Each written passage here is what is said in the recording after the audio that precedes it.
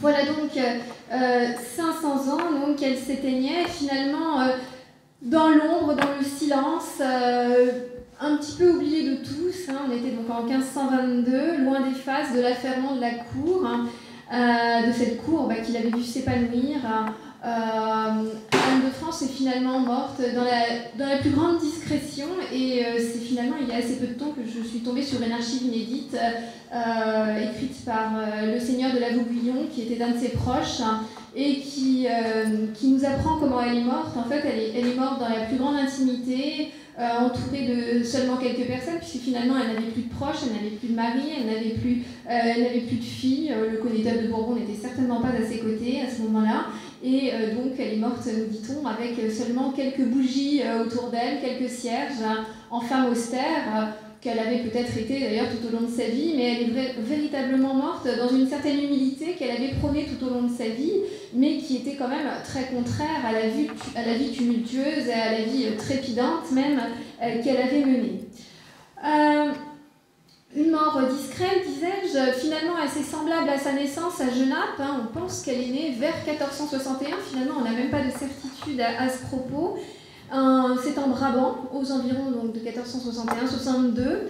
Son père Louis est alors dauphin, il n'est pas encore Louis XI, et accompagné de son épouse Charlotte de Savoie, eh bien, il est allé se réfugier sur les terres du duc de Bourbon. En effet, dans ces années, le futur Louis XI est en mauvais termes avec son père, plus que ça, le roi le soupçonne même de l'espionner. Et donc, il a trouvé refuge bien au-delà du royaume des frontières du royaume de France, en plus sur les terres d'un des grands ennemis de son père. Voilà, donc c'est quand même un petit peu... c'était un homme un petit peu particulier que Louis XI, certes, qui n'est pas celui que l'historiographie du XIXe siècle nous a souvent dépeint, mais c'est un personnage donc un petit peu particulier. Et donc Anne de France naît au moment où son père donc, est alors dauphin, et quelques mois plus tard, Charles VII meurt. Louis XI apprend la nouvelle, certainement avec une certaine joie. Il se hâte donc vers Paris pour assister aux funérailles de son père défunt, pour être très rapidement couronné. Et à la fin de l'été, Charlotte de Savoie le suit avec le petit bébé qui est né donc, en Brabant, et ce bébé c'est Anne. Anne s'installe donc avec Charlotte de Savoie, sa mère, et pas très loin de Louis XI, en Val-de-Loire. Le Val-de-Loire qu'elle va finalement, qu'elle ne va pas véritablement quitter pendant une vingtaine d'années, puisqu'elle passe son enfance. Elle passe son enfance dans cette région qu'affectionne particulièrement son père. On sait qu'il a installé sa famille à Amboise. Alors évidemment, on n'est jamais, toujours figé à un endroit, mais globalement, Anne de France a grandi auprès de sa mère, de sa sœur Jeanne de France et de son frère Charles VIII à Amboise. Voilà, donc cette existence, elle s'est passée donc, jusqu'à ses 20 ans en Val-de-Loire, puis ensuite en Bourbonnais, entre cour royale de France, et puis plus tard entre cour ducale de Moulins. Elle a fréquenté les plus grands du royaume, et même elle les a commandés, et je vous en parlerai évidemment aujourd'hui. Anne de France, c'est une femme aux multiples facettes, et ça c'est vraiment très important de l'évoquer, me semble-t-il. C'est à la fois une femme de pouvoir, c'est une femme diplomate, c'est une mère, une éducatrice, une princesse humaniste, une mécène, une commanditaire. Autant dire que globalement tout ce qu'on pouvait être, elle l'a été. C'est quelqu'un d'extrêmement complet et j'insiste véritablement parce que c'est ce qui fait aussi que sa personnalité est tout à fait extraordinaire. Son destin, lui aussi, est extraordinaire à de nombreux égards, et notamment si on l'envisage sous un aspect politique. En effet, nous avons ici une fille et une sœur de roi qui s'est intégrée dans une lignée de femmes de pouvoir à la charnière entre le Moyen-Âge et la Renaissance. On est dans un contexte très particulier où tout l'héritage médiéval est encore présent et où en même temps la Renaissance commence à apparaître, aussi bien la Renaissance artistique que toute la pensée humaniste. On peut donc se poser la question de savoir si Anne fut la dernière grande princesse médiévale ou bien la première femme de pouvoir de la Renaissance en France. Et je vais déjà commencer à répondre même dans l'introduction, je vous dirais qu'elle fut certainement les deux. Et évidemment, je développerai tout à l'heure pourquoi. Tout d'abord, parce qu'elle inscrivit son action politique dans les pas de grands personnages du Moyen-Âge, et je cite tout de suite deux personnages qui sont des personnages finalement très distincts l'un de l'autre, hein, puisque d'une part, je pense à Christine de Pisan, cette femme théoricienne du politique, qui a mis en place les fondements finalement d'un pouvoir au féminin, mais en théorie, et qui a eu une énorme importance sur Anne de France. Et l'autre personne qui a eu, à mon avis, énormément d'influence sur sa fille, eh bien, c'est Louis XI. Louis XI, notamment, qui a fait rédiger Le Rosier des Guerres. C'est un miroir au prince, hein, sur lequel je reviendrai tout à l'heure, et qui a beaucoup influencé, c'est une chose évidente, sa fille. Donc on a véritablement deux personnages du Moyen-Âge qui l'influencent, à la fois en théorie et en pratique, Christine de Pisan et Louis XI. Et en même temps, Anne va être une femme assez novatrice qui va tracer la voie d'un pouvoir au féminin pour de très nombreuses princesses et reines qui vont marcher derrière elle au XVIe siècle et jusqu'à au moins Catherine de Médicis. Par ailleurs, il faut évidemment noter son rôle avant-gardiste, j'aime pas forcément trop ce terme, mais on l'utilise souvent aujourd'hui, prééminent aussi dans l'introduction de l'art de la Renaissance en France, dans le contexte des guerres d'Italie qui sont menées par son frère Charles VIII. Et, comment dire, il faut donc voir son rôle comme tout à fait, à mon avis, exceptionnel, à la fois en tant que gouvernante, que quasi-régente, et en même temps comme femme princesse mécène. Elle eut une place de premier plan dans la mise en place de la régence féminine. Elle a participé donc activement à la construction en fait, de l'État royal, et ça c'est quelque chose d'extrêmement important, hein, en essayant de toujours renforcer cet État royal. Elle a donc inventé, et je reviendrai dessus, hein, la régence féminine en même temps qu'elle l'a exercée, bien qu'elle n'en ait jamais porté le titre. Et j'insiste dessus dès mon introduction, Anne ne fut jamais régente, même si certains l'appelaient parfois Madame la Régente. Voilà. Alors, cette personnalité, évidemment, ne s'appréhende pas en une heure. Hein, je pense que c'est une chose évidente. Elle ne s'appréhende certainement même pas dans un livre. Hein. Évidemment, dans un livre, finalement, on écrit uniquement à partir de ce qu'on a trouvé comme source, et Dieu sait si les sources sont quand même assez parcellaires. Si l'on, par exemple, pour vous donner une idée du nombre de sources dont on dispose, eh bien, si j'esquisse une comparaison, pour Catherine de Médicis, les lettres se comptent par milliers, voire je pense que c'est plus d'une dizaine de milliers de lettres qui nous restent de Catherine de Médicis. Pour Anne de France, je pense que nous en avons à peu près 150. Et je vous avoue que quand on en a déjà trouvé 150, on est très heureux, on s'estime extrêmement heureux. Mais c'est pour vous montrer que finalement, eh bien, même faire la biographie d'un personnage de la fin du XVe, du début du XVIe siècle, c'est quand même une entreprise un petit peu ardue, parce qu'évidemment, parfois, eh bien, il y a des trous, on ne sait pas tout. Voilà. Et finalement, entre le début du XVIe et la fin du XVIe siècle, on a eu une véritable évolution dans notamment la rédaction de lettres, etc. Et puis en plus, on n'a pas de chance parce que les archives du Bourbonnais ont brûlé. Donc il nous manque un certain nombre de sources. Mais tout de même, on peut quand même savoir, on sait quand même beaucoup de choses sur elle, heureusement. Et donc, j'aborderai aujourd'hui 3 grands aspects de cette personnalité hors du commun. Tout d'abord, sa politique, puisque c'est avant tout, à mon avis, une femme de pouvoir. J'évoquerai ensuite la mise en scène qu'elle invente de son pouvoir, et puis, je l'évoquerai comme princesse éducatrice auprès de très nombreuses petites princesses. Et enfin, évidemment, j'évoquerai la princesse des arts, mécène et commanditaire.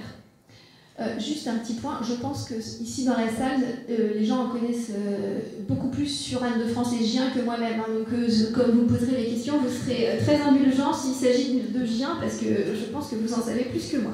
Voilà, mais c'était une petite parenthèse. Alors, pour revenir donc à cette femme, à cette personnalité un petit peu hors du commun, que vous voyez ici représentée, hein, c'est quelque chose, enfin vous voyez, je n'ai même pas repris finalement la couverture du livre parce que c'est assez connu, puis je vous la montrerai tout à l'heure. Vous avez devant vous ici Anne de France représentée dans sa jeunesse. Il s'agit d'une enluminure attribuée à Jean Colombe, le frère donc du grand Colombe, le sculpteur. Et voilà, j'avais envie de vous la montrer tout simplement parce que je la trouve absolument splendide. Et bon, on se contentera de la voir en image parce qu'elle est conservée à la Pierpont Morgan Library aux États-Unis et que donc, globalement, elle ne revient pas en France, même pas pour les expositions. C'est impossible, mais voilà, vous avez ici donc Anne de France à côté d'un ange et en face, en fait, vous avez la Vierge. Elle est donc en adoration devant la Vierge, voilà, et évidemment au-dessus de sa tête, eh bien, un dais fleur-de-lysée, puisque c'est ce qui la distingue, c'est une fille de roi et elle est avant tout une fille de roi. Alors, comment devient-on finalement une femme de pouvoir comme elle l'a été? Comment devient-on une femme de gouvernement?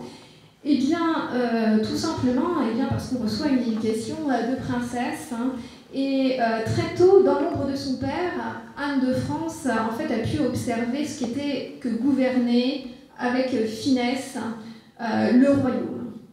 Anne de France est toujours restée non loin de Louis XI, contrairement à son frère Charles VIII, hein, qui était globalement confiné au château d'Amboise, à la forteresse d'Amboise. Elle a été très en contact avec son père, et elle en a donc appris la gestion administrative de l'État, l'art de la diplomatie, de la guerre. Elle en a aussi appris les subtilités du gouvernement.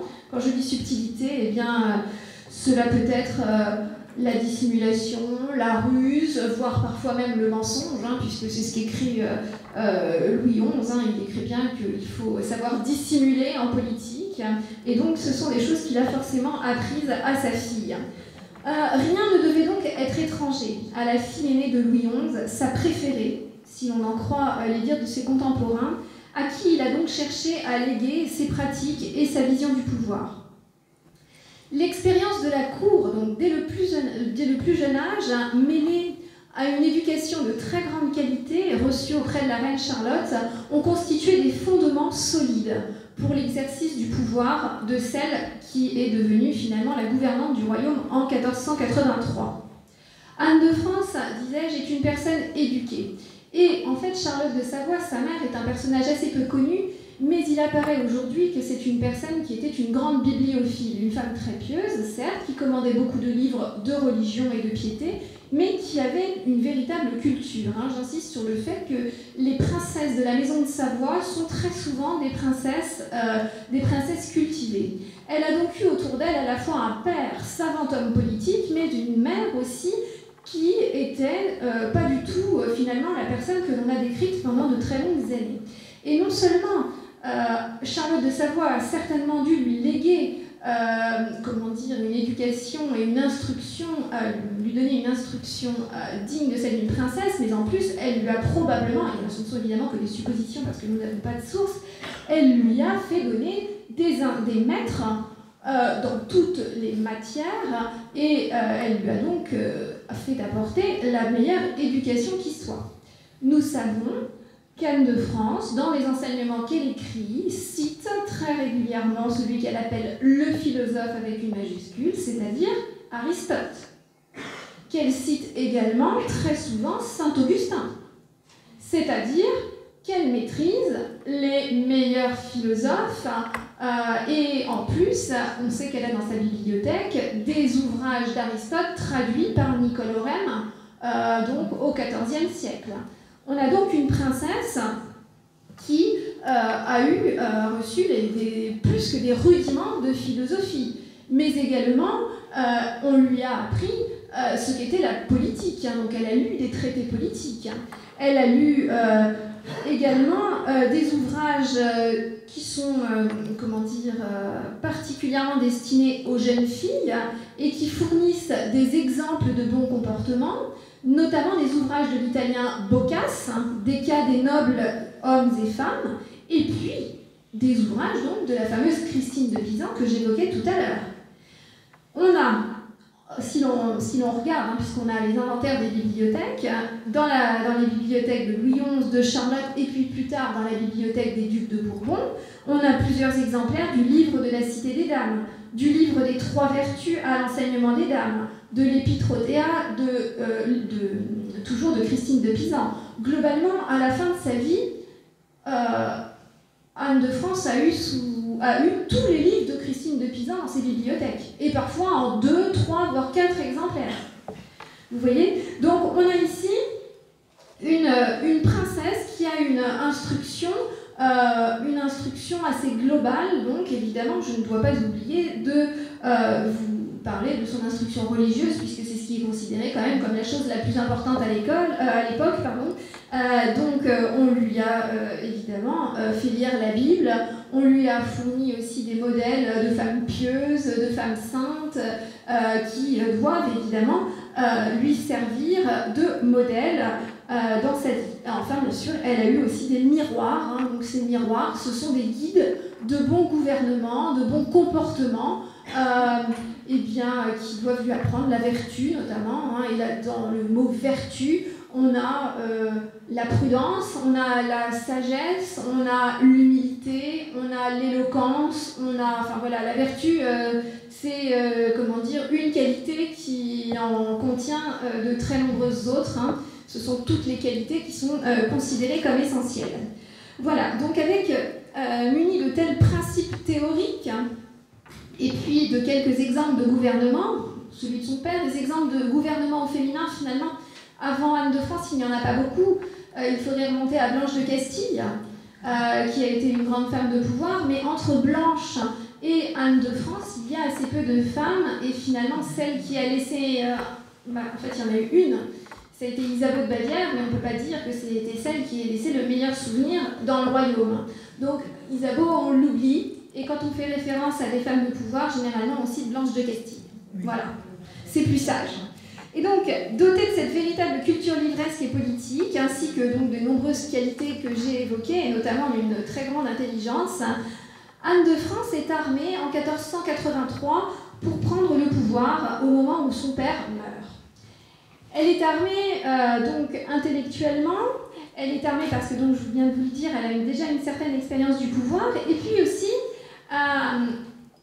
je vais vous montrer quelques images, vous voyez à gauche une image de Louis XI, une médaille. Alors, globalement, les images que j'ai utilisées ici sur mon diaporama, ce sont des images, surtout elles proviennent d'œuvres qui sont présentées en ce moment à l'exposition de Moulins. Je ne sais pas, certains l'ont peut-être vu, je crois qu'il y a certaines personnes de Gien qui étaient allées la voir. Donc en ce moment, il y a une exposition Anne de France à Gien. Et donc en fait, je pense que globalement, tout ce que je vous montre est présent à Moulins en ce moment. Voilà. Donc voilà quels ont été mes choix iconographiques pour cette conférence. Donc, vous voyez Louis XI et puis, alors je ne sais pas si vous c'est à la droite également, donc Charles VIII, son frère. Puis donc Anne de France est très bien entourée, puisque évidemment elle a épousé en 1474 un homme qui a 20 ans de plus qu'elle, Pierre de Beaujeu. Donc un cadet de la maison de Bourbon, mais quand même un homme qui est expérimenté en politique. Et en fait, les deux individus vont former un couple assez inséparable finalement, un couple politique en tout cas. Moi, je ne sais pas du tout, je n'ai pas d'éléments sur la manière dont ils s'entendaient, mais en tout cas en politique, on voit qu'ils fonctionnent beaucoup à deux. J'ai parlé de pouvoir de couple véritablement, et visiblement les choses fonctionnent bien et ils réussissent bien tous les deux en politique. Alors, Louis XI accorde une très grande confiance à sa fille, mais aussi à son gendre, et donc il les a déjà bien placés avant de mourir à la tête du gouvernement à ses côtés. si bien qu'à sa mort le 30 août 1483, eh bien, les Beaujeu sont déjà au pouvoir, en fait. Lorsque Louis XI meurt, ils sont déjà au pouvoir, ils sont déjà à côté de Charles VIII, à ses côtés, véritablement, présents avec lui, et donc il va leur être finalement assez aisé de s'emparer du pouvoir. Il va leur être assez aisé de s'emparer du pouvoir, mais tout de même, les choses ne vont pas se faire tout de suite, immédiatement, ni avec une parfaite facilité.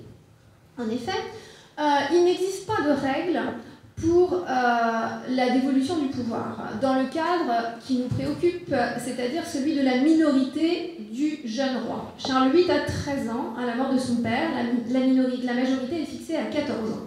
Se pose donc la question de savoir qui va gouverner le royaume, qui va le conseiller. En 1482, Louis XI avait fait venir son fils et il lui avait expliqué qu'il fallait qu'il s'entoure des gens les plus fiables, c'est-à-dire les gens de confiance de son lignage. Mais en fait, il avait certainement désigné les Beaujeu à l'oral, mais il ne les avait pas désignés à l'écrit. Donc, il va y avoir des grosses querelles entre les diverses personnes qui peuvent prétendre à la régence. Comme je vous dis, donc, il n'y a pas de règle en la matière, il n'y a pas de loi qui dit que telle ou telle personne peut avoir la régence. Je reviens juste 30 secondes sur le terme de régence. La régence, c'est le fait de gouverner au nom du roi. Et j'utiliserai juste après le terme de tutelle. La tutelle, c'est la garde du roi mineur. Donc vous voyez, on a à la fois le pouvoir politique, c'est la régence, et d'autre part, eh bien, tout simplement, finalement, l'éducation d'un prince, c'est la tutelle. Alors, d'ordinaire, c'est l'homme le plus proche du roi qui recueille la régence. En l'occurrence, là, c'est Louis, le duc d'Orléans, Louis II d'Orléans, futur Louis XII, qui est un prince assez rebelle, un autre genre de Louis XI, mais que Louis XI ne pouvait pas supporter, pour dire les choses un petit peu crûment. Les deux sont de véritables ennemis, même des ennemis politiques, et donc Louis XI ne voulait absolument pas que le futur Louis XII ait la régence. Alors, que va-t-il se passer? On va être obligé de faire appel aux États généraux. On les convoque donc pour 1484, vous savez, les États généraux, on les convoque dès qu'il y a un problème dans le royaume, on les convoque. Donc ceux de 1789, évidemment, ce ne sont pas les seuls à avoir été convoqués, on en a assez régulièrement. On va donc faire appel aux députés des trois ordres, et les Beaujeu vont suffisamment bien faire les choses pour que, en fait, ce soit des personnes plutôt acquises à leur cause qui soient élues députés. Si bien que les États généraux qui ouvrent à Tours en 1484, dans une ville favorable aux Beaujeu, puisque c'est une ville royale, eh bien, ces députés sont déjà relativement acquis au couple Beaujeu. Ils vont donc en arriver à plusieurs conclusions, que premièrement, il n'y aura pas de régence, comme ça, Louis d'Orléans ne sera pas régent. Voilà. Il aurait été globalement impossible en fait d'accorder la régence à Anne de France, parce qu'on n'accorde pas la régence à une femme si elle n'est ni reine ni mère du roi, et qu'en plus il y a des hommes qui peuvent assurer la régence à sa place. En fait, ça ne se fait pas. Donc de toute façon, elle n'aurait pas pu être régente.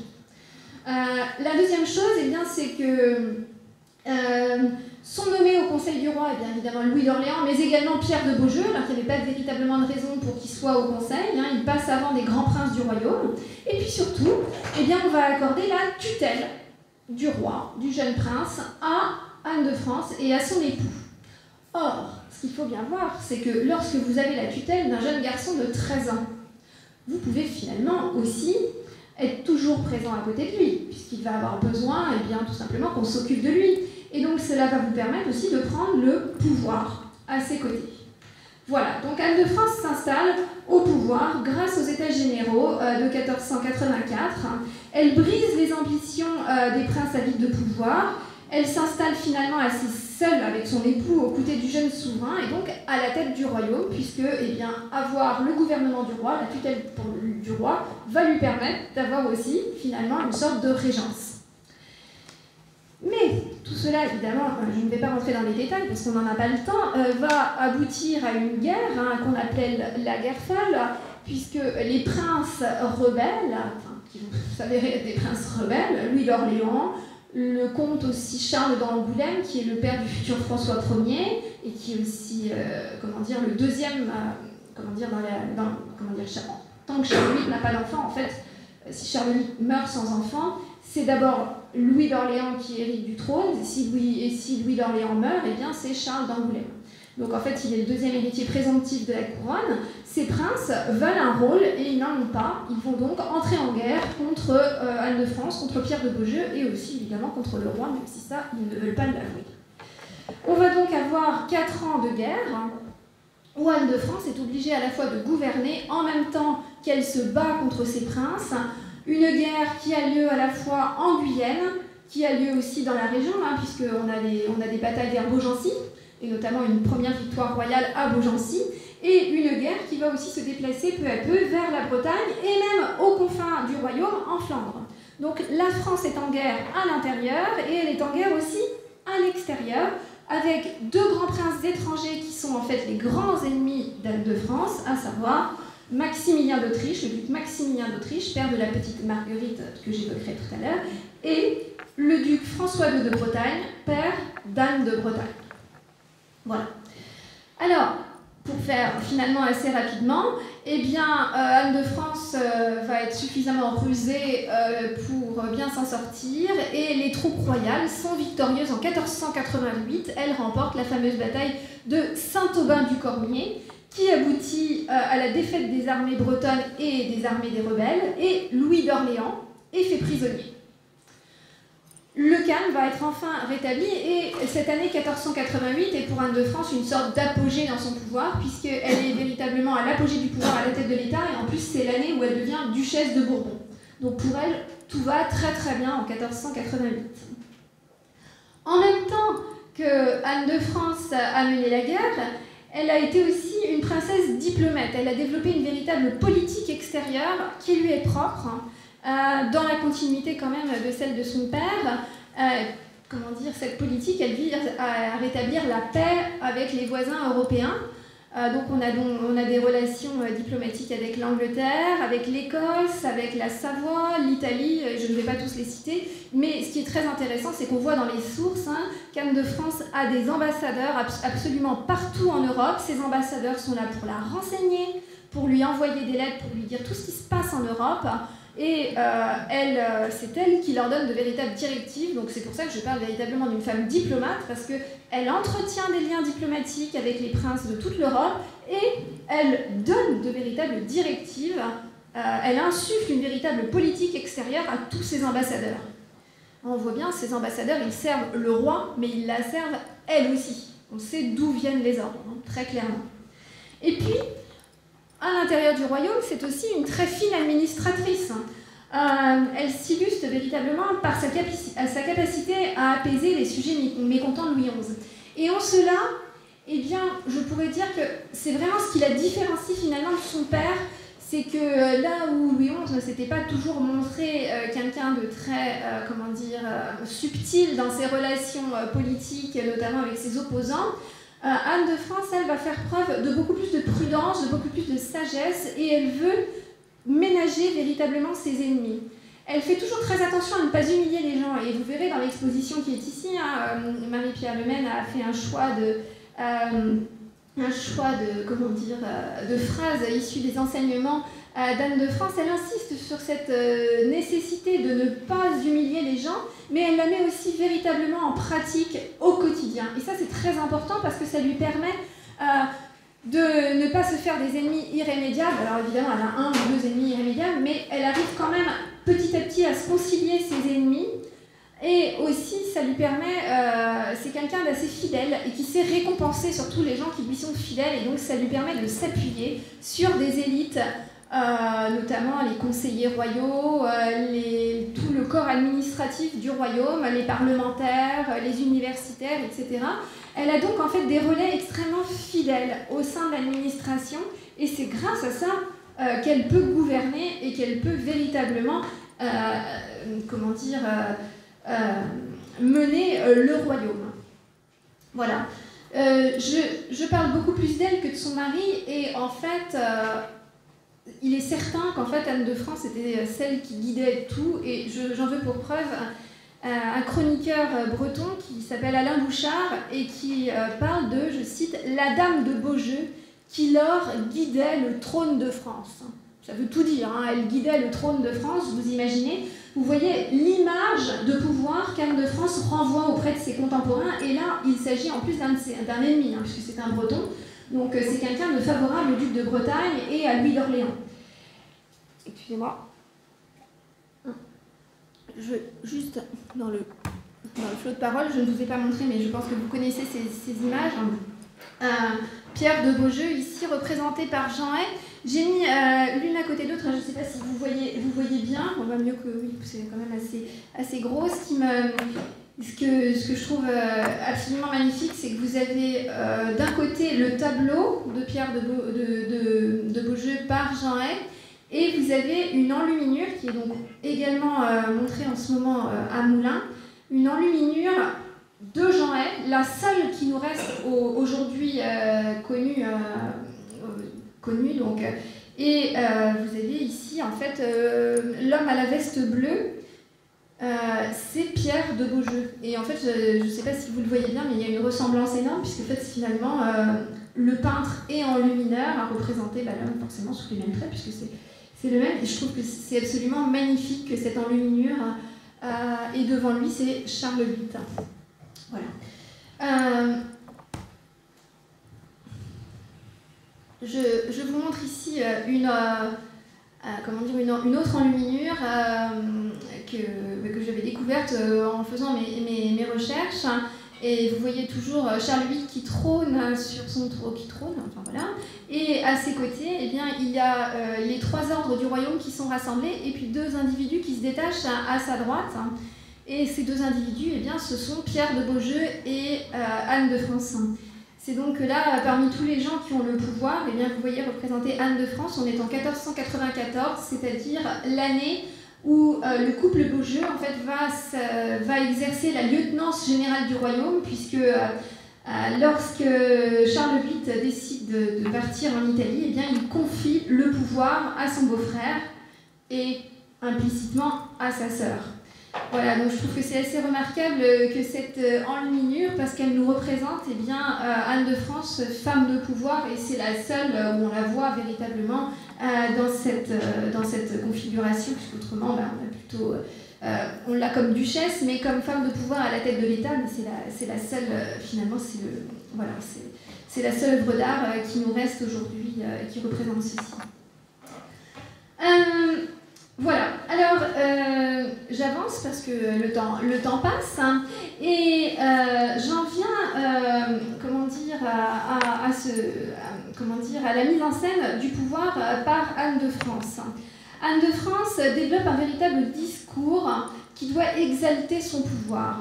Ce discours, il doit en fait un petit peu pallier finalement le vide institutionnel dont elle souffre. En effet, comme elle n'est pas régente, elle n'est pas non plus reine, elle n'est entre guillemets que fille de roi, eh bien elle n'est pas totalement légitime, ou bien elle ne se considère pas comme totalement légitime. Elle va donc mettre en œuvre eh bien, tout un discours qui passe à la fois par les images et par les livres pour mettre en scène son pouvoir. On sait par exemple que en tant que fille de France, elle va demander à être toujours le deuxième personnage du royaume après la reine. Et même pendant longtemps, en fait, la reine est toute petite, c'est une enfant. Donc en fait, Anne de France est la première femme du royaume dans toutes les cérémonies. Concrètement, qu'est-ce que cela veut dire? Eh bien, ça veut dire que quand il y a une cérémonie, elle est la première, elle marche en premier devant toutes les autres princesses du royaume. Et non seulement cela, mais on sait aussi qu'elle demande à ce que l'on cline du genou devant elle, c'est-à-dire qu'on lui fasse la révérence parce qu'elle est fille de roi. Voyez-vous? Donc c'est une femme qui a évidemment de l'ambition et qui voudrait bien finalement avoir une dignité qui s'approche de celle de la reine. Bon, elle n'est pas reine, donc elle ne peut pas prétendre à cette dignité régionale, mais elle aimerait bien avoir tout ce qu'elle peut obtenir. Et Brantôme écrit, je cite, « Étant régente, elle tenait terriblement de sa grandeur. » Voilà, elle aimait la grandeur et elle aimait qu'on lui fasse, comment dire, eh bien, qu'on reconnaisse cette grandeur.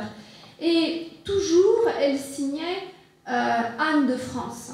C'est un nom de pouvoir, parce que ça dit qu'on est fille de roi. Voilà, les femmes gardent toujours leur nom de jeune fille. D'ailleurs, Anne de Bretagne, lorsqu'elle signe, soit elle signe Anne, mais elle ne signe jamais Anne de France, parce qu'elle est Anne de Bretagne. Anne de France, donc elle signe toujours de ce nom Anne de France, donc qui, je le dis, est un nom de pouvoir et qui vient rappeler qu'en elle coule le sang royal, source de légitimité. En tant que régente, donc, elle doit affirmer la valeur, la sacralité de sa propre personne, puisqu'elle dirige le royaume. Et elle va donc demander à des écrivains de développer un véritable discours sur sa personne. Notamment, je pense à un certain Regnault Havard, alors qui est un de ses proches, qui n'est pas très connu, et qui écrit l'abrégé des chroniques de France. Donc en fait, il va lui écrire une petite histoire de France qui remonte assez loin, et il va intégrer Anne de France il va faire remonter à Troyes les origines d'Anne. C'est quelque chose d'assez fréquent, Anne de Bretagne fait la même chose, mais il l'intègre donc à la lignée royale, il l'intègre même à une lignée mythique qui vient de Troyes, et plus encore, il insiste aussi sur son appartenance à la famille des Bourbons. Voilà, bon, elle est épouse Bourbon, elle est duchesse de Bourbon, et bien évidemment, c'est quelque chose de très prestigieux que d'appartenir à la famille des Bourbons, puisque Saint-Louis est quand même considéré comme le plus grand roi, puisqu'il est un roi saint. Donc tout le monde, tous ceux qui sont issus de la famille des Bourbons s'en revendiquent, puisque c'est un élément de prestige et un élément de légitimité. Et Anne de France ne va pas manquer cela, et donc elle va se faire représenter très régulièrement avec Saint-Louis. Alors là, je vous la montre, voilà, vous voyez sa petite Suzanne, et vous voyez un diptyque qui est à la Wallace Collection. Alors en fait, ce diptyque, il est minuscule, il fait quelques centimètres, il est en émail sur or. Et ici, vous voyez donc le couple formé par Anne de France et Pierre de Beaujeu, avec leurs saints patrons respectifs, Sainte Anne et Saint Pierre, et au revers, eh bien, vous trouvez Saint Louis et Saint Charlemagne. Parce que cette idée que Charlemagne lui aussi est saint, donc à l'époque on parlait de Saint Charlemagne. Et Anne de France va faire représenter ces saints un petit peu partout finalement, dans les œuvres, alors qu'il s'agisse comme ici des mots ou qu'il s'agisse de peinture, sans cesse, elle va rappeler son ascendance royale et surtout ce rattachement à ce qu'on appelle une beata stirps, c'est-à-dire à une lignée sainte.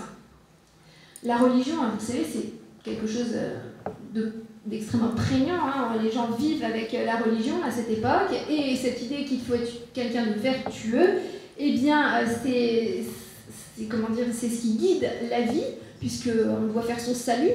L'idée, c'est qu'on doit faire son salut. Et donc, évidemment, avoir un ancêtre saint, eh bien, doit faciliter, en quelque sorte, on considère que cela facilite l'accès au paradis, puisque si on a un saint dans la famille, on doit aussi avoir une certaine parcelle de sainteté soi-même. Donc, on retrouve très souvent Saint-Louis sur les images qui sont commandées par Anne de France. Je ne sais pas si vous voyez ici, ici un panneau armorié sur lequel on voit P et A, donc les initiales du couple, Pierre et Anne. C'est un exemple parmi d'autres, puisque le couple aime particulièrement, utilise ce monogramme partout dans ses demeures, même dans les églises, dans les fondations religieuses, etc. Le monogramme P et A est extrêmement présent et même omniprésent, avec tout un discours héraldique que vous voyez ici, les fleurs de lys bien évidemment, mais également le chardon des Bourbons que vous voyez au-dessus du monogramme PEA, et puis la ceinture Espérance des Bourbons, vous voyez. Donc le discours passe aussi par l'héraldique, hein, et il faut imaginer qu'en fait les murs des demeures de ces princes en étaient couverts. Vous imaginez qu'ici, on avait probablement des tentures avec les initiales PEA un petit peu partout. Voilà. Et évidemment, ça faisait un discours assez... Enfin, c'était véritablement omniprésent. Voilà. Donc, tout ça pour dire que dans ce discours qu'Anne de France construit au sujet de sa propre personne, qui passe à la fois par les arts et par les lettres, hein, il va y avoir l'idée qu'elle est une femme hors du commun, une femme salvatrice, comparée à Sainte Clotilde, qui a quand même introduit le christianisme en France, comparée à Jeanne d'Arc, qui a sauvé la France pendant la guerre de 100 ans. Et donc, elle est présentée par les grands écrivains de l'époque comme cette femme tout à fait extraordinaire qui marche donc dans la suite de Sainte Clotilde, de Frédégonde, mais c'est un personnage un peu moins positif, de Jeanne d'Arc. Vous voyez ici Symphorien Champier, donc un écrivain de l'époque qui offre son livre à Anne de France. Hein, c'est un livre dans lequel il loue sa grande vertu. Symphorien Champier, donc un des grands écrivains auxquels elle s'adresse à l'époque. Et vous avez donc ici la scène de dédicace. Excusez-moi. Anne de France, c'est aussi une femme qui va créer autour d'elle un véritable entourage féminin. C'est quelque chose de très très important. Alors, les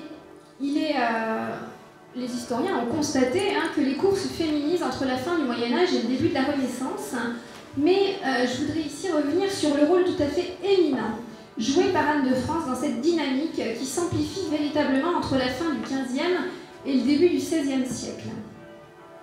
Christine de Pisan, encore une fois, n'est pas étrangère à tout cela, puisque dans sa Cité des Dames, elle a en fait imaginé une cité où tout un ensemble de femmes valeureuses étaient là pour créer une sorte de ville, en fait, féminine, il faut bien le dire. Et toutes ces femmes sont dotées donc de multiples vertus. Or, Anne de France est véritablement pétrie par ses écrits, ces écrits vont véritablement influencer son action politique. Elle sait que les princesses, les nobles dames sont des pièces maîtresses à la cour, sont un peu comme des joyaux qui viennent rehausser en fait le prestige de la cour. Elle sait que le rôle des femmes est fondamental. Et elle va très tôt percevoir en fait la nécessité d'un entourage féminin autour d'elle afin d'affirmer et de rehausser son prestige et sa puissance. Le pouvoir est en fait constitué de deux facettes. Il y a la facette masculine qu'elle a assumée en tant que femme de pouvoir. C'est toute la partie pratique gouvernementale que j'ai évoquée tout à l'heure. Mais il y a aussi toute cette partie féminine de représentation et notamment donc de création de ce que j'ai appelé une cour des dames. Cette cour, c'est quelque chose de très vaste, hein. C'est pas quelque chose qui est circonscrit spatialement à une cour de château par exemple, hein. C'est bien au-delà de ça, une cour qui s'étend au-delà de la cour de France, au-delà de la cour de Bourbon, à toute l'Europe. Anne de France est véritablement en réseau avec toutes les grandes princesses européennes. Et ceci est possible parce qu'il y a en Europe à cette époque-là une unité culturelle évidente et donc toutes ces femmes peuvent s'écrire, se rencontrer et c'est absolument primordial. Le positionnement d'Anne de France au sein de cette cour des dames est particulier puisqu'en fait finalement c'est elle qui domine la cour des dames. Elle est à la fois éducatrice, elle est patronne, elle est amie et elle est diplomate. L'éducation, c'est quelque chose d'extrêmement important. J'aurai pas le temps de revenir en détail dessus, mais l'idée c'est que toute fille de France, toute fille de roi se doit d'éduquer et d'apporter la vertu, d'éduquer à la vertu les petites princesses qui seront amenées un jour à jouer un rôle soit au sein d'une seigneurie, soit à la cour, dans une cour ducale, une cour seigneuriale ou même une cour royale. Anne de France prend très à cœur ce rôle qui lui est dévolu. Et dès 1483, elle va accueillir en fait à la cour de France de nombreuses petites princesses. La première d'entre elles, c'est Marguerite d'Autriche. Donc là, ici, on a un portrait qui est conservé au château de Versailles, qui est montré en ce moment donc, à l'exposition de Moulins. Marguerite d'Autriche, fille du duc d'Autriche Maximilien, qui a épousé Charles VIII tout enfant, et qui va être répudié, dans les années 1490-91 pour que Charles VIII puisse épouser Anne de Bretagne. Marguerite d'Autriche est amenée à devenir plus tard une très grande princesse, une grande femme de pouvoir, puisque c'est la tante de Charles Quint, c'est elle qui éduque Charles Quint. Rien que ça. Elle est gouvernante plus tard, elle devient gouvernante et régente des Pays-Bas. Là, vous la voyez toute petite alors qu'elle vient d'arriver à l'âge de 3 ans à la cour de France. Elle est reçue donc par Anne de France, qui va lui donner une instruction. Et quand je dis qu'elle va lui faire donner une instruction, c'est qu'elle lui offre une Bible. Donc là, vous avez le côté religieux, mais elle va également lui faire donner des cours de dessin. Et qui d'autre choisit-elle? Qui choisit-elle pour donner ses cours de dessin? Le grand Jean Péréal, qui est en fait aussi le peintre officiel du roi Charles VIII. Vous voyez, donc Marguerite, elle a quand même eu globalement des cours de dessin par l'un des plus grands peintres du royaume. Donc vous voyez, ces princesses, elles ont véritablement une éducation hors norme et hors du commun. Et aux côtés de Marguerite, eh bien, on va avoir d'autres princesses qui vont venir. Vous allez avoir une cousine éloignée qui est Louise de Savoie, mère du futur François Ier, première femme à avoir le titre de régente du royaume en France. Donc une femme de pouvoir. Vous avez également Philippe de Gueldre, alors que qui n'est pas représenté ici, mais Philippe de Gueldre, alors elle est moins connue bien sûr, mais tout de même elle sera duchesse de Lorraine, excusez-moi, elle est mariée à René de Lorraine, un très grand prince. Donc une duchesse de Lorraine, c'est aussi une grande femme de pouvoir, elle va avoir elle-même une cour à Nancy, et on voit aujourd'hui, on peut encore voir son gisant, c'est une femme qui elle aussi commande beaucoup de livres, etc. Donc on a une grande femme de culture. Donc Anne de France forme véritablement des petites princesses qui plus tard deviendront des très grandes princesses et surtout des femmes de pouvoir, et elles forment de futures reines. En effet, en 1490, eh bien, elle se rend compte que, surtout en fait, certains de ses conseillers arrivent à la convaincre que l'option bretonne, d'un mariage breton, est plus favorable que l'option flamande. Elle va donc se résoudre non sans peine à faire répudier la petite Marguerite que je vous ai donc montrée auparavant, à la renvoyer dans ses terres flamandes, ce qui signifie en même temps la perte de la Bourgogne et d'une partie de la Flandre, donc c'est quand même lourd de conséquences pour le royaume, et elle va se résoudre à faire épouser Anne de Bretagne à son frère Charles VIII. Voilà. Anne de Bretagne arrive, elle est âgée d'un peu plus d'une dizaine d'années, donc c'est déjà quelqu'un qui a reçu déjà une certaine culture, mais c'est Anne de France qui, en fait véritablement une reine. C'est Anne de France qui la forme à ce qu'est, aux usages de la cour de France, parce que la cour de Nantes, c'était quand même pas la cour de France. J'espère qu'il n'y a pas de Bretons dans la salle, pas trop de Bretons, mais je dis ça mais parce que c'est quand même quelque chose. Il faut la former à ces usages de la cour, lui apprendre à se comporter, etc. Et donc, souvent, on m'a demandé ces derniers temps, mais comment se fait-il que Anne de France ait été éclipsée, qu'elle soit oubliée, alors que finalement, c'est très paradoxal, parce qu'en fait, c'est elle qui forme Anne de Bretagne. Elle a une véritable influence sur ce personnage. Elle lui a, donc je vous le dis, dit, à la fois elle la forme aux usages de la cour, mais c'est aussi elle qui va la former aux arts. On voit que Anne de France utilise des peintres, des orfèvres, qu'Anne de Bretagne reprend ensuite. Hein. Donc en fait, Anne de Bretagne est complètement influencée par Anne de France. Même pendant la lieutenance du royaume de 1494, Anne de Bretagne doit aller à un moulin pour être surveillée par Anne de France. Vous voyez? Donc c'est Anne de France qui véritablement dirige Anne de Bretagne. Et pourtant, c'est Anne de Bretagne qui est restée dans les esprits parce qu'elle a été reine et en plus reine 2 fois. Mais si l'on compare ces deux personnages en termes de puissance, Anne de France est un personnage beaucoup plus puissant. Par exemple, Anne de France écrit au Parlement. C'est quelque chose qui se fait très rarement parce qu'en fait, normalement, il n'y a que le roi qui écrit au Parlement. Parce que le Parlement est détenteur de la souveraineté, une part de la souveraineté royale, et normalement on ne s'immisce pas dans les affaires de juridiction. Or, Anne de France a écrit plus de 50 lettres au Parlement, quand Anne de Bretagne, elle, en a écrit 5. Vous voyez?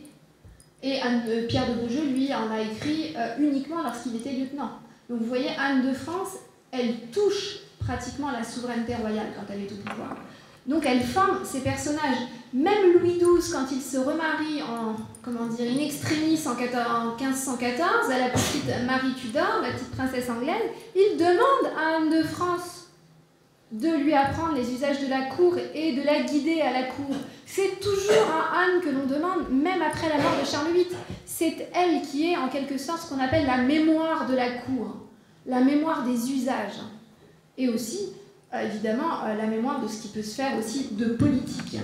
Et personne ne s'y trompe, parce que lorsque les ambassadeurs viennent d'Italie, par exemple, jusqu'à la cour de France, ils s'arrêtent toujours à Moulins. Et lorsqu'Anne est à la cour, ils vont toujours la saluer parce qu'ils savent que malgré la mort de son frère en 1498, elle reste une femme de pouvoir, une femme d'influence, un véritable pivot au sein de la cour.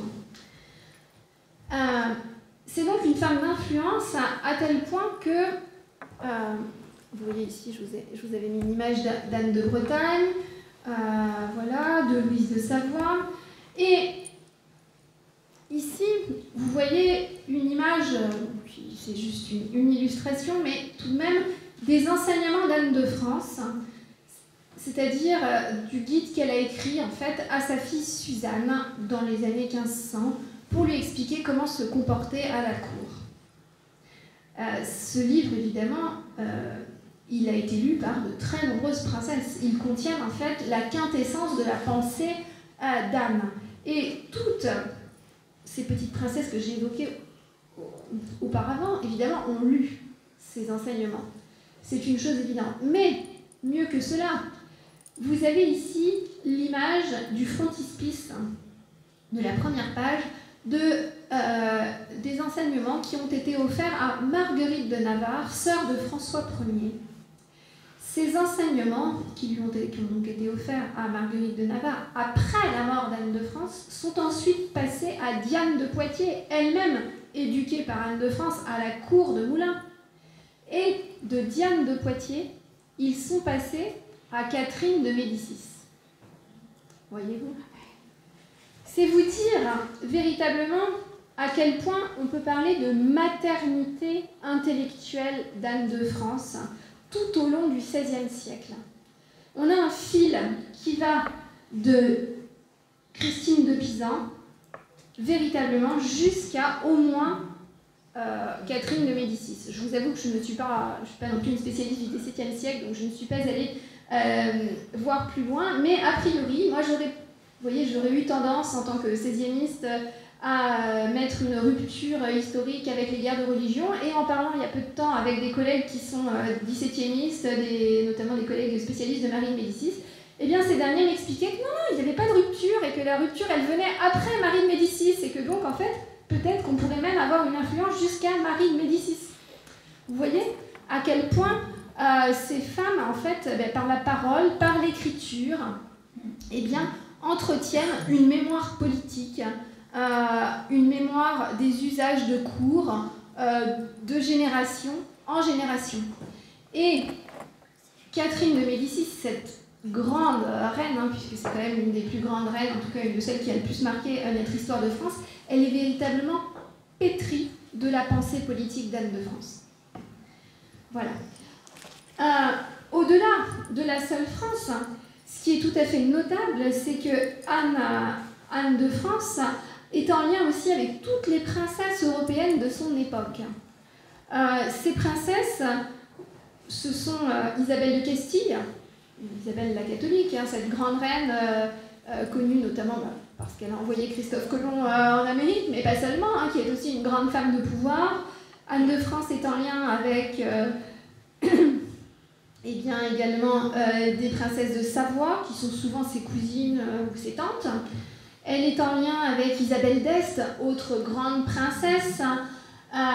Oui, parce qu'en fait, il y avait une femme qui jouait aussi un rôle de pivot, qui a été étudiée par une dame qui a fait sa thèse à la retraite, et cette thèse est tout à fait passionnante.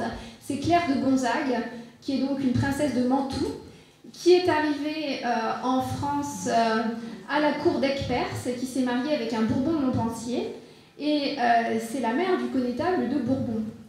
Et cette Claire de Gonzague, elle a été prise sous la protection d'Anne de France, et elle a joué un rôle de pivot finalement entre la France et l'Italie, entre la cour de Moulins et l'Italie, et elle a permis à Anne d'avoir de très très nombreuses relations avec des princesses, à la fois à la cour de Milan, avec Béatrice d'Este, à la cour donc, de Mantoue, à la cour de Ferrare, très francophile, et jusqu'à Urbino.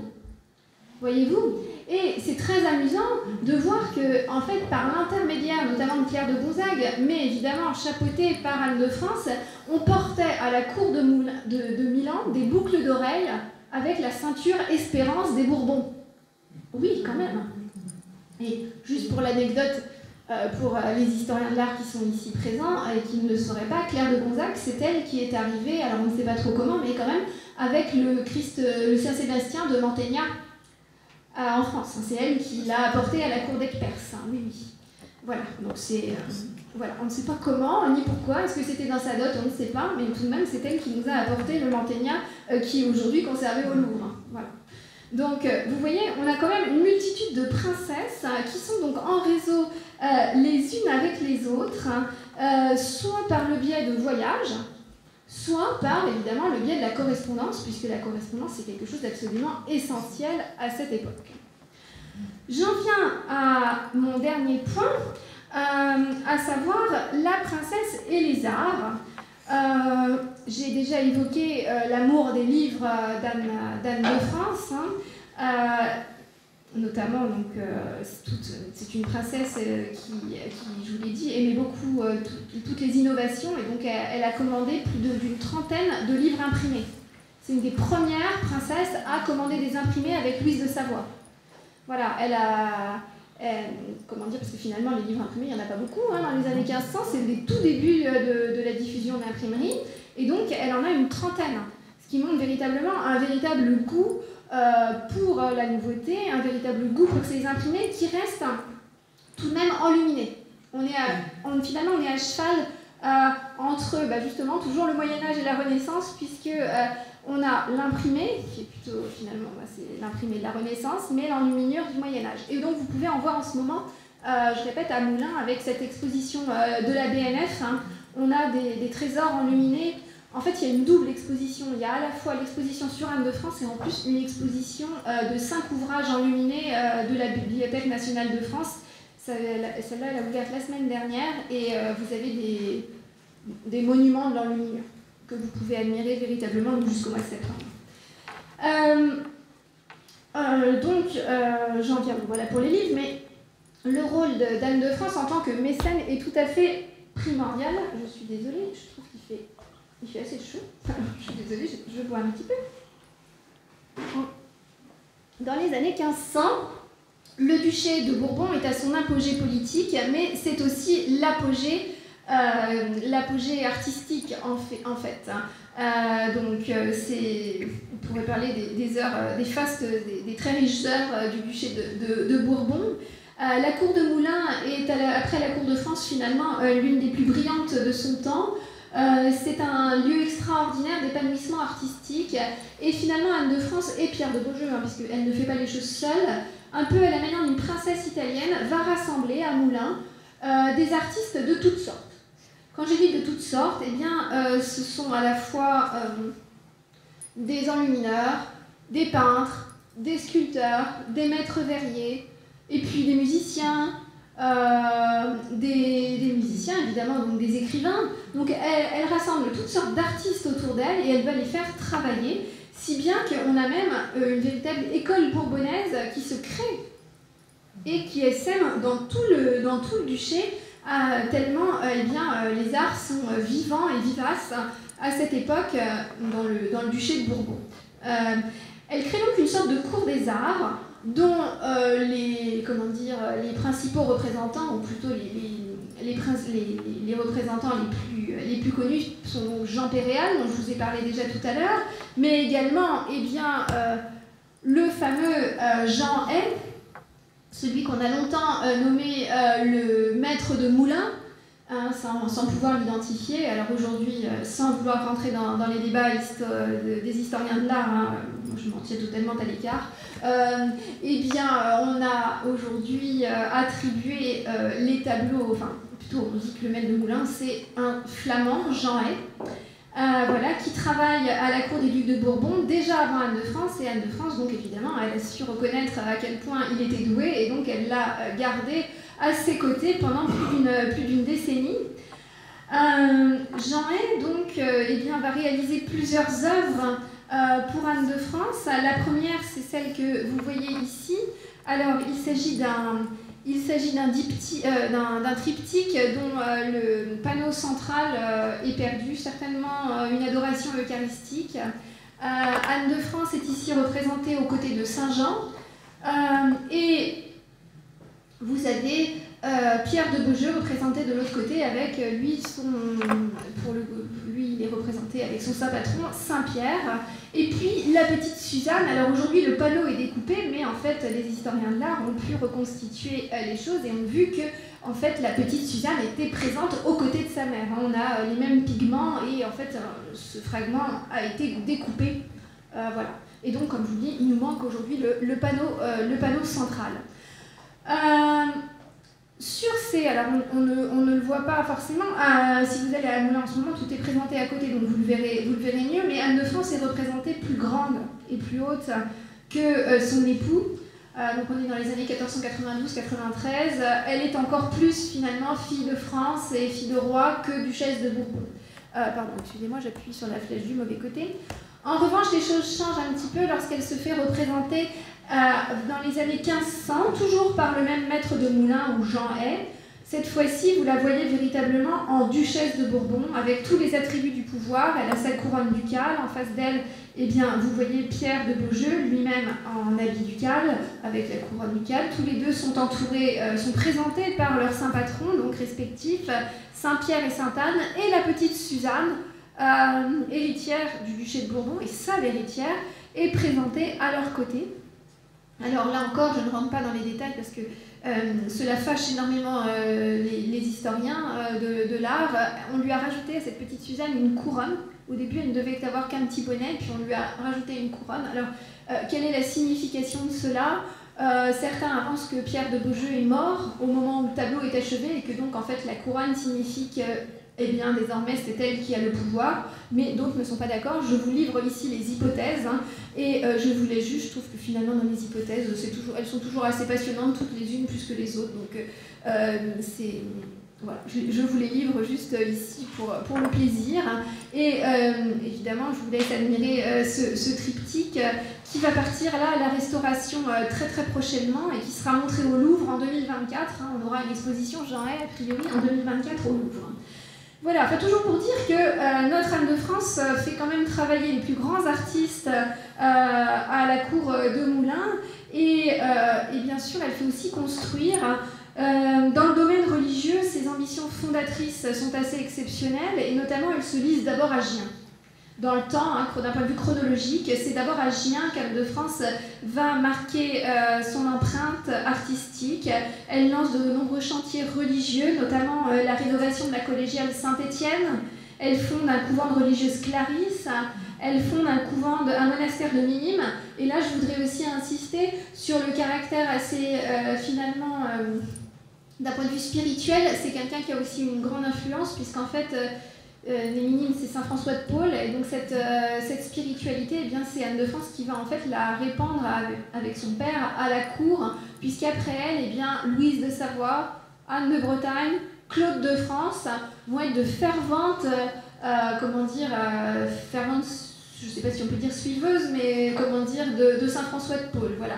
Donc, elle a un grand rôle aussi spirituel à la cour de France. Hein. C'est une femme extrêmement pieuse, assez austère, hein, pour laquelle la vertu donc, et la piété sont extrêmement importantes.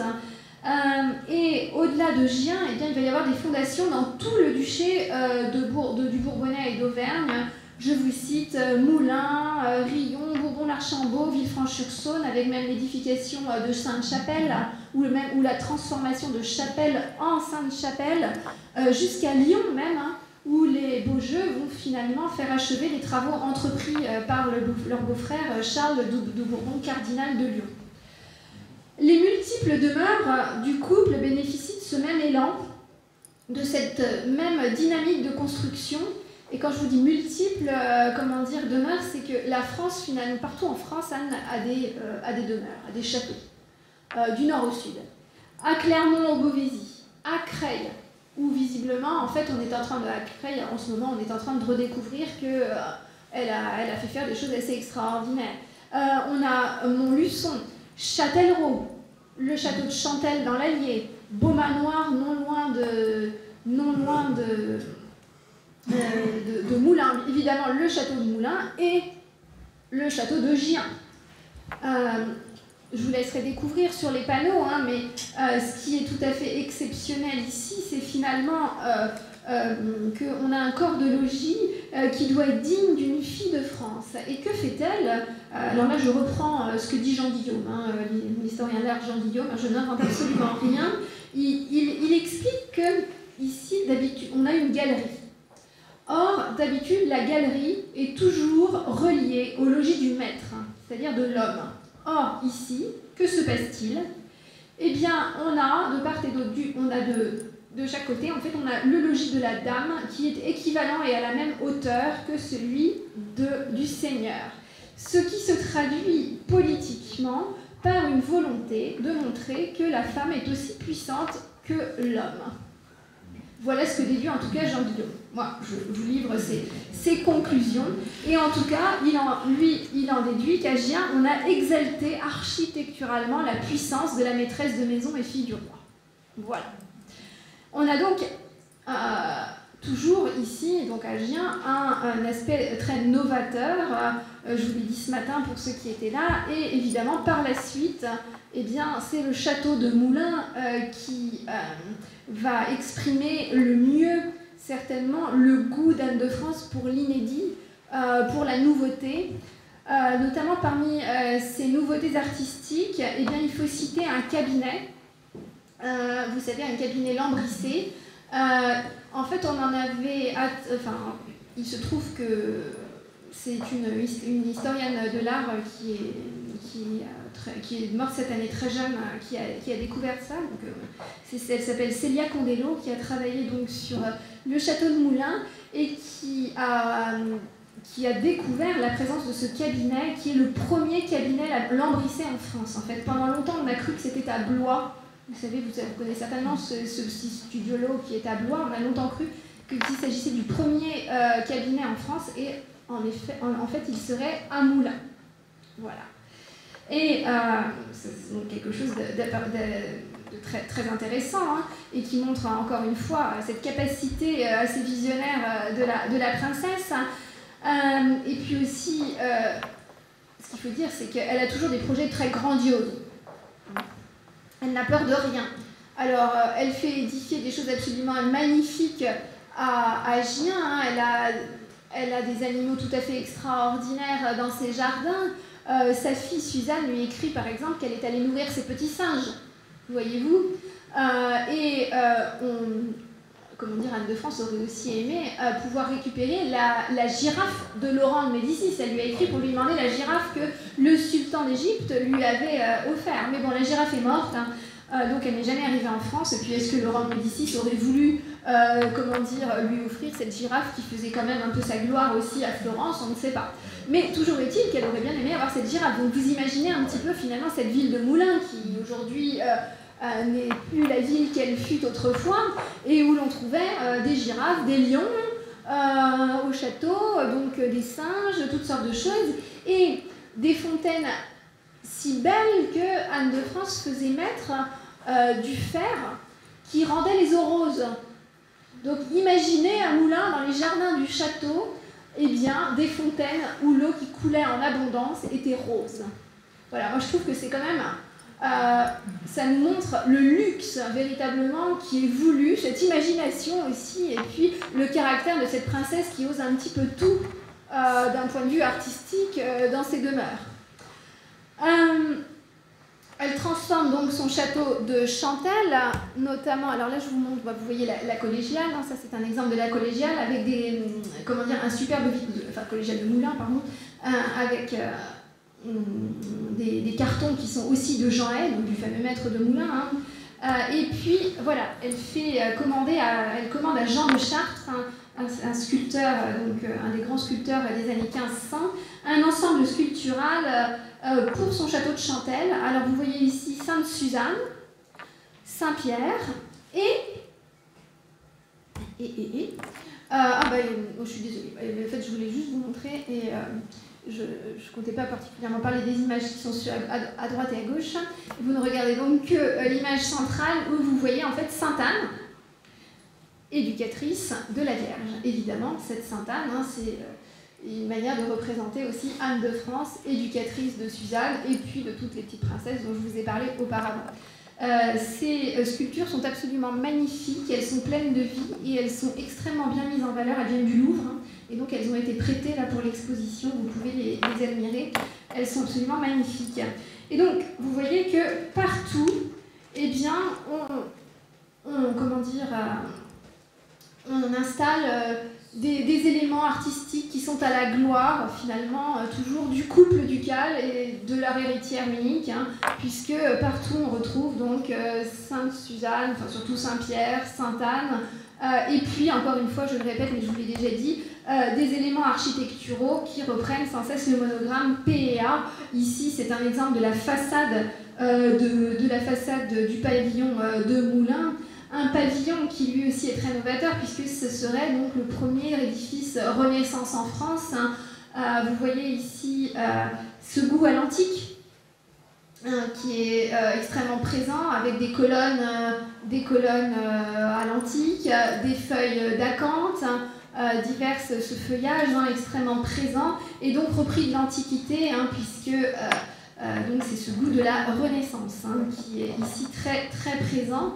Et que l'on peut admirer donc sur le pavillon Renaissance qui a été construit, donc, qui a été commandé par le couple formé par Pierre et Anne de Bourbon. Évidemment, les guerres d'Italie n'ont fait qu'alimenter ce goût prononcé pour l'art de la Renaissance et Charles VIII n'a pas été pour rien hein, dans tout cela puisqu'il écrit notamment à son beau-frère Pierre de Beaujeu. Je vous cite, alors qu'il est à Naples, en 1495. « Au surplus, vous ne pourriez croire les beaux jardins que j'ai en cette ville, car sur ma foi, il ne semble qu'il n'y faille que Adam et Ève pour en faire un paradis terrestre, tant ils sont beaux et pleins de toutes bonnes et singulières choses, comme j'espère vous en compter. Avec ceux j'ai trouvé en ce pays de meilleurs peintres, je vous en enverrai, pour faire d'aussi beaux planchers qu'il est possible. » Donc voilà, en fait ça c'est Charles VIII, en train de décrire la ville de Naples, donc paradis terrestre, hein, véritablement, on a le jardin d'Éden sur Terre, et il est tellement enthousiasmé par cette ville qu'il va ramener des artistes avec lui. Ça, je ne vous apprends rien à ce sujet, mais en tout cas, on le lit dans les archives, le peu d'archives qui nous restent de moulins, eh bien, en effet, Anne de France a de très nombreux artistes italiens à son service, et non seulement des hommes, des peintres, mais également elle a à son service Pierre Napolitain, menuisier, Domingo Genevois, c'est-à-dire de Gênes, jardinier, Guillaume de Plaisance, manœuvre, et d'autres encore. Donc, vous voyez, elle a beaucoup d'ouvriers italiens, d'ouvriers et artistes qui viennent d'Italie. Voilà, donc pour finir, voilà à quel point, il me semble que de la cour de France à celle de Moulins, entre Moyen-Âge et Renaissance, Anne de France a véritablement déployé un pouvoir immense aux multiples facettes, et c'est une personnalité véritablement complexe et complète que j'ai tenté de vous décrire aujourd'hui, déclinée sous des formes politiques, symboliques, artistiques et littéraires, de manière assez inédite. Il a fait de la princesse, à mon avis, l'une des plus puissantes femmes de son temps. Je vous remercie.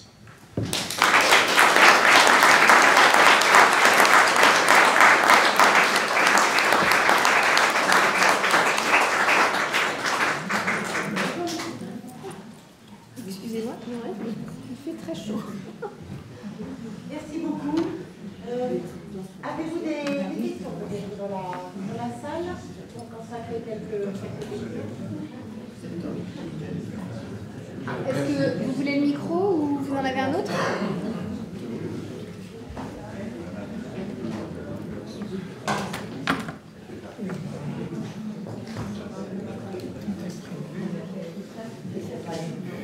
Je l'allume, monsieur, pardon.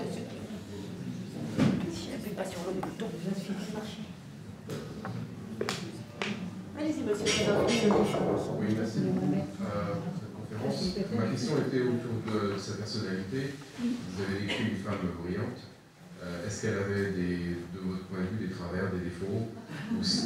Et est-ce que quelque part dans sa, je ne veux pas dire sa carrière presque, mais dans sa vie, il y a des choses qui s'inscrivent peut-être un petit peu moins en exergue? Alors, moi j'ai décrit une femme brillante au point de vue intellectuel. Après, je pense qu'en plus, a priori, étant donné tout ce qu'elle a fait, je pense qu'on ne peut pas... Enfin, voilà, c'est quelque chose qu'on ne remet pas en doute. Elle était d'ailleurs décrite comme telle par ses contemporains, y compris par ceux d'ailleurs qui ne l'appréciaient pas. Et justement, donc, elle n'était pas forcément appréciée de tout le monde, bon, ne serait-ce que parce que c'était une femme autoritaire, probablement, une femme... mais qui, de toute façon, voulait faire respecter son pouvoir. Alors, saisir des personnalités, véritablement, c'est beaucoup plus compliqué pour un historien. Voilà, c'est pour ça que je vous ai parlé éventuellement d'un personnage austère, c'est ce dont elle a l'air quand on la regarde. Voilà, je pense pas que ça soit... Est-ce qu'elle était affectueuse? Je ne sais pas, notamment par exemple, mais ce sont toujours des choses qu'on peut éventuellement, vous voyez, saisir un personnage dans sa personnalité, c'est vraiment plus compliqué. En revanche, par exemple, ça m'a amusée parce que lorsque Suzanne écrit à son père et à sa mère, un moment où ils sont partis, puis elle est restée seule à Moulins, enfin seule, avec ses suivantes, ses dames et demoiselles, elle écrit au revers de la lettre, eh bien, on mettait toujours l'adresse. Et pour sa mère, elle écrit à Madame. Et donc, Madame, c'est quand même sa mère. Et son père, elle fait écrire à mon père, mon bon ami. Alors que c'est son père qui a 20 ans de plus en plus que la mère. On peut donc déduire que le père, qui est décrit d'ailleurs comme quelqu'un d'assez bonhomme, d'assez aimable, était peut-être en effet plus aimable que la mère. Mais voilà, ce ne sont que des suppositions.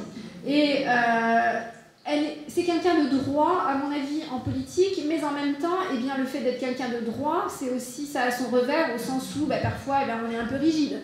Voilà, donc peut-être... elle a quand même beaucoup moins d'ennemis que Louis XI. Voilà, c'est quelqu'un, parce qu'on a quand même reproché beaucoup de choses à Louis XI, et même si on en a inventé, bon, Louis XI, c'était quand même pas non plus un personnage parfait.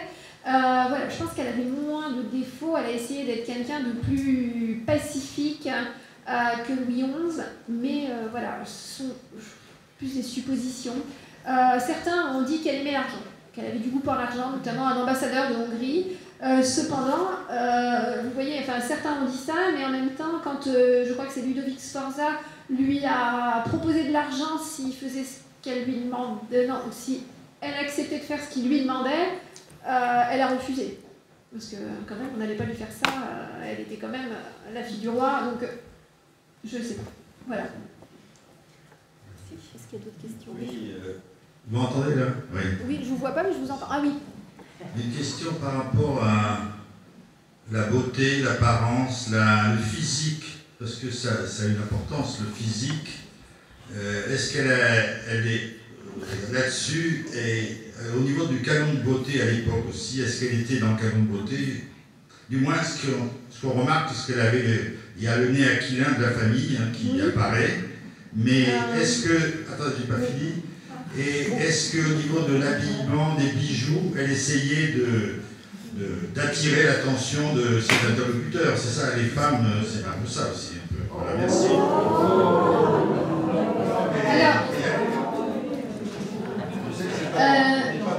Un canon de beauté, je ne sais pas si elle correspondait. Enfin, personnellement, je trouve que le tableau est beau, mais je ne dirais pas que la femme est particulièrement belle. Mais voilà, ça fait c'est. Donc je ne sais pas si elle correspond. Enfin, je ne pense pas qu'elle ait forcément correspondu au canon de beauté, parce que je pense qu'il y a quand même des femmes qui étaient, ne serait-ce que déjà Anne de Bretagne, qu'on voit sur je ne sais plus quelle, peut-être avant. Enfin, il me semble qu'elle est plus jolie. Enfin, voilà. Et finalement, regardez, vous voyez, je viens de vous montrer Anne de Bretagne, c'est la même que celle de gauche. Bon, c'est pas très ressemblant. Marguerite d'Autriche, bon, elle est quand même. Je ne sais pas si on essaye forcément de les faire. Je pense qu'on les peint quand même assez réellement par rapport à ce qu'elles sont. Et notamment, quand on les revoit sur d'autres images, on arrive quand même à les reconnaître. Donc je pense qu'ils sont plus. Comment dire, on est assez fidèle à la réalité. En revanche, en effet, il y a une manière de se mettre en scène qui est tout à fait évidente. La couleur noire, alors généralement réservée aux veuves, alors que là elle n'est pas veuve, et quand elle est pour les veuves, notamment la couleur du noir, c'est la vertu, c'est la sagesse, c'est la prudence, c'est aussi l'austérité. Donc finalement, cette couleur du noir, elle est quand même appréciée quand on veut montrer qu'on a un personnage vertueux, etc. D'ailleurs, il y aura bientôt, vous voyez, cette question des couleurs. Là, j'ai vu que passer un appel à communication pour un colloque sur la couleur du noir à la Renaissance, vous voyez, donc c'est toute une question. Et les bijoux, évidemment, sont extrêmement fondamentaux, puisque généralement, on a des bijoux, là, probablement, on a des bijoux ducaux, et sur... attendez, mais je ne sais pas si on les voit bien. Là, on a les joyaux, elle a les joyaux quand même des Bourbons sur la tête en partie. Dans les descriptions que l'on a des cérémonies, notamment, Suzanne est décrite portant tous ces joyaux tous les joyaux de la couronne ducale. Donc en effet, les joyaux sont là pour montrer une puissance. Et c'est un tableau que je n'ai pas, la petite Marguerite d'Autriche peinte par Jean Hay, donc un tableau probablement commandé par Anne de France vers 1490, elle a un pendentif en forme de fleur de lys. Voyez-vous, donc évidemment, symbole de sa future, enfin de son caractère de femme, de reine. Hein. Donc oui, les bijoux, ils ont un sens politique et les habits aussi. Je ne sais pas si j'ai répondu à votre question. Les bijoux au musée de Moulins, il n'y en a plus beaucoup, mais on pense que ça a été rapté à la mort de la princesse. Oui, évidemment, là, c'est quelque chose que je n'ai pas évoqué. Alors, les bijoux, on s'est posé, quand on a conçu l'exposition de Moulins, on s'est dit on aimerait bien avoir des bijoux, on aimerait bien avoir quelque chose de cette époque, mais en fait, on n'a plus rien. Où sont-ils? Voilà, telle est la question. Et il est probable qu'en effet, ils aient été, en 1531, enfin même 1522, puis après, quand Louise de Savoie a gagné son procès, il est très probable que tout était, tout soit revenu à la couronne. Voilà, évidemment, c'est un aspect encore assez long que je n'ai pas évoqué, hein, c'est toute l'affaire d'Anne de France et de Louise de Savoie, mais bon, c'est tellement complexe.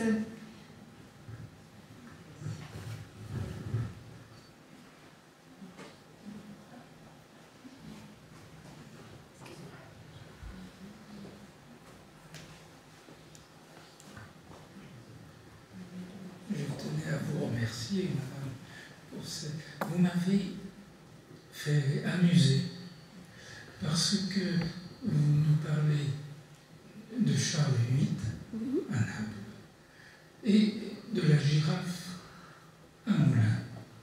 Et il a fallu attendre 4 siècles pour que le pouvoir royal puis les républiques parlent des girafes depuis Charles X.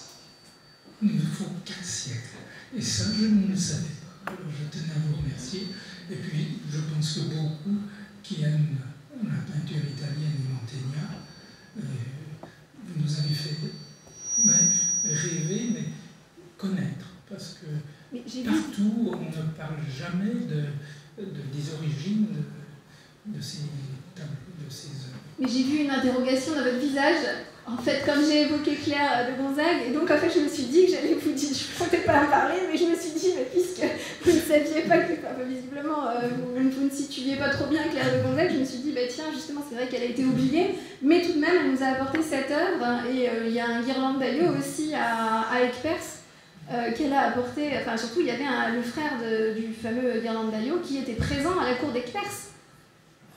Donc en fait c'est aussi ça que comme j'ai parlé de la girafe, évidemment c'est très anecdotique, mais en fait ce que j'essaie aussi de montrer, c'est que oui c'est anecdotique, mais on a quand même des choses auxquelles, enfin il y a des choses qu'on n'imagine pas sur ces époques, leur capacité comme ça à faire venir, à oser. Parce que oser entreprendre finalement le voyage d'une girafe au XVIe siècle, c'est extraordinaire. Mais c'est bizarre parce que sous Charles X, toute la population qui était sur l'axe nord-sud parlait de cette girafe qui a mis tout de même beaucoup de temps à pied. Donc, et là, personne n'a évoqué ce passage. Mais elle n'est pas venue. Non, elle est morte. Mais non, elle est morte. Elle est morte. Non, j'ai pas bien expliqué. Elle est morte avant de faire le voyage. Donc Charles X. Non, Charles X c'est bien le premier. On n'a pas eu la girafe, mais Anne de France la voulait. Enfin, en voulait une, pas la même, évidemment. Et puis une question pointueuse, c'est la dernière, bien sûr. C'est avez-vous des connaissances de plans pour le château de Gien, puisque la chapelle, on ne sait plus où elle était située. Alors, comme je vous le disais, je ne suis pas une historienne de l'art, je suis une historienne, donc tout ce qui véritablement concerne notamment l'histoire de l'architecture, je suis totalement redevable à mes confrères historiens de l'art, donc Jean-Guillaume. Celui qui pourrait peut-être avoir aussi des idées, c'est Thierry Crépin-Leblond, du Musée de la Renaissance. Donc voilà, peut-être eux, mais moi, je n'ai pas connaissance de plans, et en plus, par ma formation, je ne saurais pas forcément en plus en faire grand-chose. Voilà. Grand merci.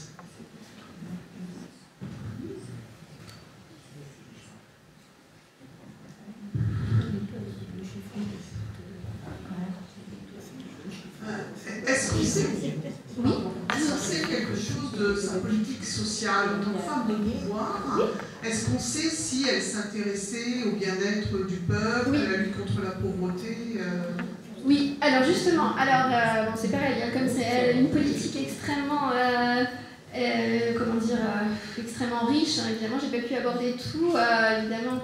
Mais je développe ce point notamment dans mon chapitre sur le duché de Bourbon.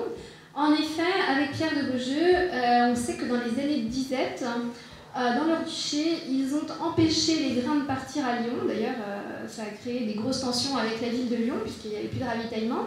Donc ils ont empêché la sortie du grain pour qu'il n'y ait pas de spéculation et pour que ça reste dans le duché. Et ils ont fixé des prix. Maximum, et surtout il y a eu la demande on a demandé même à aller faire des distributions gratuites aux plus pauvres. Donc on a cette idée du bien commun qui est quand même très présente dans leur politique. Une volonté d'organiser véritablement aussi leur duché Alors ça c'est plus au niveau local du duché qu'au niveau comment dire, du royaume, parce que je pense qu'elle a eu tellement de choses à faire déjà à lutter, c'était compliqué, mais au niveau ducal, oui. Par exemple, on a aussi des ordonnances pour faire lutter contre les loups, vous voyez, parce que ça ravageait, voilà, les loups ça ravageait les troupeaux, etc. Donc oui. On sait aussi qu'elle a voulu, elle a fait organiser, comment dire, ils ont fait construire des routes aussi. Donc ils ont essayé de désenclaver véritablement le duché. Donc évidemment pour toute l'économie c'était important. Donc c'est pas seulement elle aussi, Pierre de Beaujeu pour le coup. Je ne saurais pas forcément vous dire lequel des deux est à l'origine. Et puis il y a quelque chose, mais c'est pas la lutte contre la pauvreté, mais quelque chose d'assez amusant me semble-t-il. C'est qu'elle a fait faire une réforme qui demandait à ce que tous les écrits soient en français. Et ça, c'est 20 ans avant Villers-Cotterêts. Donc pour son duché, elle a voulu faire 20 ans avant Villers-Cotterêts, elle a demandé à ce qu'il y ait uniformisation en fait, de la langue au niveau du duché. Ah oui, c'est très important. Oui. Donc voilà.